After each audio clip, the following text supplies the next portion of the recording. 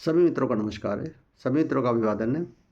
मित्रों, मेरी एक बड़ी सी कविता पिता की सीख 65 भाग इसके प्रसारित हो चुके हैं। 66वां भाग मैं आपके सामने लेकर के आया हूँ।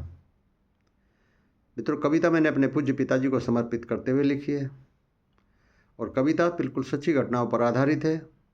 मैंने अपने पिताजी से विरासत में किन किन गुणों को प्राप्त किया है और कौन कौन सी शिक्षाएं मेरे पिताजी ने मुझे दी हैं,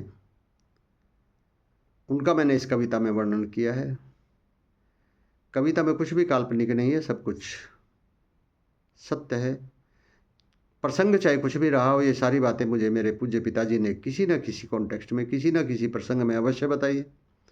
मैं जब भी कोई प्रश्न उनसे पूछता था तो वो उदाहरण देकर के उस प्रश्न को समझाते थे और वो जिस तरीके से मुझे बातें बताते थे उनको मैं अपने मस्तिष्क में रख लेता था, संजो लेता था। आज भी मुझे वो स्मरण है, वो दृश्य भी याद है कि वो किस तरीके से मुझे बताते थे। मित्रों, मैं अपने पिता का बहुत बड़ा प्रशंसक रहा हूँ। बहुत अच्छी ट्यूनिंग हमारे बीच में थी। उनके अंतिम समय तक भी वो जब भी कोई बात होती थी तो मुझसे बिल्कुल ज़रूर शेयर करते थे और कोई पारिवारिक आयोजन यदि कराना होता था तो आगे मुझे ही करते थे कि ऐसा करिए। मित्रों, मैं जब इस कविता में कोई बंद लिखता हूँ अपने पिताजी को अपने आसपास महसूस करता हूँ और लगता है जैसे कि वो मुझे प्रेरित कर रहे हों। कविता कुछ इस प्रकार से थी। हमने सीखा है पिता से, श्रम करें और जीत ले जग। श्रम किया बेकार जग में यूं कभी जाता नहीं है। हमने सीखा है पिता से। अब इसका 66वां बंद आपके सामने रखता हूँ मित्रों। हमने सीखा है पिता से, लिखा भाग में मिटता नहीं है। मेरे पिताजी कहा करते थे कि जो विधि ने विधान बना दिया, जो भाग्य में लिख दिया, वो मिटता नहीं है। बहुत सारे उदाहरण उन्होंने ऐसे दिए। इसमें भगवान राम का भी उदाहरण होता था, इसमें हरिश्चंद्र का भी होता था।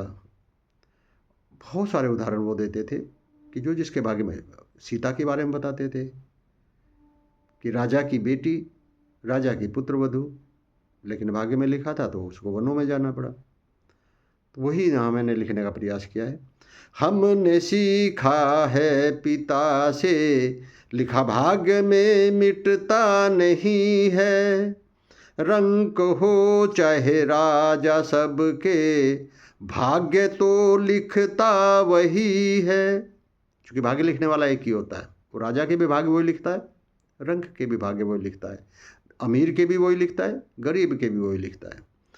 रंक हो चाहे राजा सबके, भाग्य तो लिखता वही है।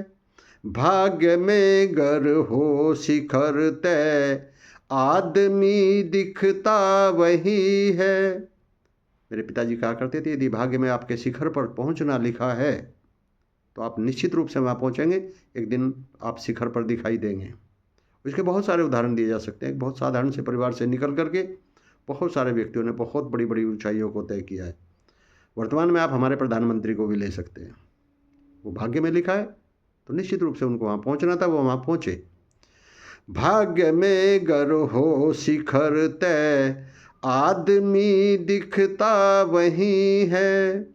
भाग्य पड़ना भोगना, मेरे पिताजी कहते थे कि भाग्य भोगना पड़ेगा। भाग्य पड़ता भोगना, इससे बचा जाता नहीं है। हमने सीखा है पिता से। मित्रों, कैसी लगी कविता आपको? कमेंट बॉक्स में आकर के अवश्य बताना। अगर अच्छी लगी हो तो कविता को लाइक शेयर कर देना। हो सके मेरे चैनल को भी सब्सक्राइब कर देना। बहुत बहुत धन्यवाद, बहुत बहुत आभार आपका। मिलते हैं इसके अगले भाग में।